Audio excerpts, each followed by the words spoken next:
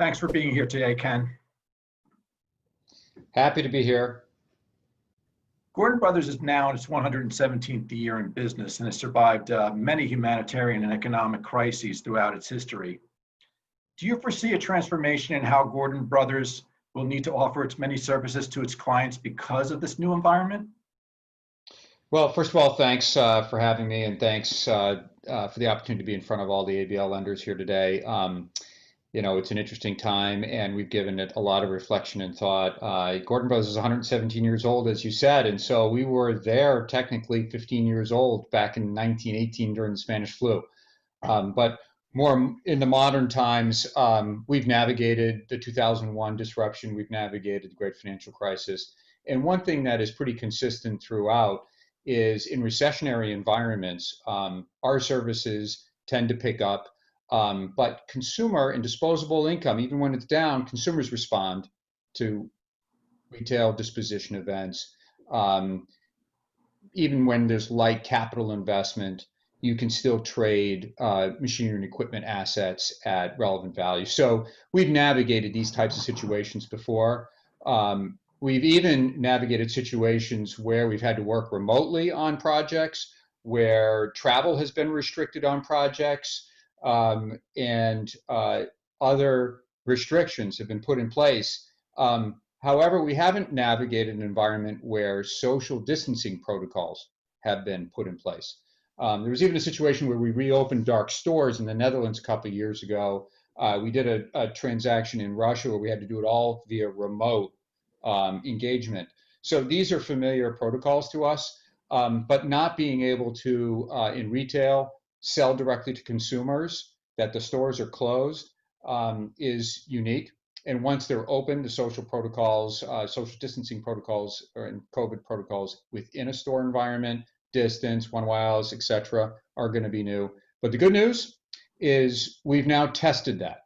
We're in the midst of opening up 1,500 stores domestically here in the US, additional stores elsewhere, all in some sort of store disposition environment. We've been selling equipment in different parts of the world. People are showing up at auctions and private treaty sales. And so we have actual data now to demonstrate that selling through assets, what that recovers in a COVID or a coming out of COVID or reopening it of the economy domestically and globally looks like. Okay, a lot of experience there. Yeah. So looking at the asset-based lenders today, companies are drawing down on their asset-based lines at an unprecedented rate, as you know, and as a result, they're watching their lending exposure go up, while simultaneously what we're seeing is that their asset valuation models are in flux, they're unsettled a bit. What guidance would you provide to asset-based lenders that are concerned about this unusual confluence of events? Yeah, that's exactly the scenario. We've heard it from all our lender clients. There's no doubt that some have even said that their liquidation models are null and void. Now, well, at times in this period, there was a period of time where that technically was the case, but we're quickly coming out of that frozen scenario. As I mentioned earlier, we've opened up stores and we're running sales of industrial and commercial assets and mitigating leases, and there is activity across the board. So the best thing to do for an asset-based lender who, we are, I think a lot of folks know that we are the largest appraiser to the asset-based lending community globally, and we are having more conversations than ever. We just encourage our clients to have conversations with us early. Sometimes the best thing to do is a reappraisal. Sometimes the best thing to do is to defer the appraisal and just have a conversation about what it is in that particular sector or segment is going on and how we can help guide them through what the impacts are of the current and then now reopening environment for different assets. I mean, Okay. the good news is that we are at the tip of the spear on actual transactional data on retail sales and commercial industrial equipment and brands and real estate. And we can bring that data to a lender that they can't read in the Wall Street Journal or they can't see in some kind of retrospective report because things are moving so rapidly. So when you have real disposition activity and you can bring that to your clients when you have an engagement with them and just a conversation about where a sector and industry or what happened. We just, we just bought Laura Ashley. We just lent to Brooks Brothers. We've had to underwrite all these deals. We just bought a P&G plant in Kansas City. So we're actually laying out equity right now and capital against assets. And so we have this real live data that is so valuable in a high standard deviation environment that I think the lenders are tapping into now, our clients. Okay, great. Now, the U.S. government has provided various stimulus packages, as we all know. Mm-hmm. Do you believe that these stimulus packages can provide a road to growth in 2021? Do you see any growth for 2020?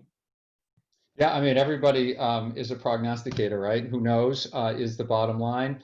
As I mentioned earlier, I think there's a high standard deviation on what's going to happen out here, just given the pace of change. I mean, the data that we're all seeing, the largest quarterly drop in GDP in US history, more rapid and more deep than any other time we've ever experienced. 4 times the liquidity pumped into the system by the Fed and related activities, the more purchasing of assets, the more money supply being flowed through directly to businesses and consumers. So as much as there was a liquidity emergency, there's also an unprecedented amount of liquidity being pumped in. So what's happening is those two are fighting it out. And that's why you see the stock market at a higher value than most people would think would be relevant. But what happens is that liquidity being pumped in by federal initiatives, stimulus, and the Fed is not even, it's uneven. It goes to certain pockets and it doesn't go to others. So there are still pockets of illiquidity where the Fed's activities and the congressional stimulus hasn't hit. These governmental policies are flattening the curve of economic disruption. We talk about flattening the curve of COVID. You have the same, you're kicking the can down the road up to the sharp pain with that quarterly drop, so that we do not believe there will be a V-shaped recovery. I don't know, I have no idea what it'll be, what shape it'll be, U or W or whatever it is. But we see that while we do believe that there will be a recovery in 2021, 2022, but it won't be as broad-based in just one generic recovery. You will still see pain in certain sectors and segments that have taken it on the chin. Retail, energy are good examples, transportation and leisure, and other areas that aren't just going to come back in the same way they used to be and will have sustained pain. Companies that had already been on the edge, highly levered companies that can't make it to the other side, that's a fundamental end to that organization. Well, I'm going to wrap it up with a final question for you, and that has to do with the Gordon Brothers. Gordon Brothers created a $1 million coronavirus emergency fund, from what I understand, and it's to help those impacted most by the virus and this crisis overall. Can you tell us a little bit about that fund? So we together, the employees and the shareholders of Gordon Brothers, decided to really step up and step up big and create $1 million fund to help those less fortunate. We've also told our own employees that there will be no layoffs at Gordon Brothers, that in fact, we will be hiring and investing at this time. And so this fund is really aimed at our communities globally, where there are particular demographics and people and families and individuals who are really hurting right now, and being able to step in where businesses and governments are missing some ability to help those who are really stressed. We can help do that, and we decided to do that in a big way. The funds are targeted towards food security, at-risk youth, undocumented workers, low-income families, people who are really hurting at this time, as a way to help get those pockets of demographics who aren't otherwise getting the benefits of unemployment insurance or other support from the government or from businesses. We're stepping in. What a great initiative.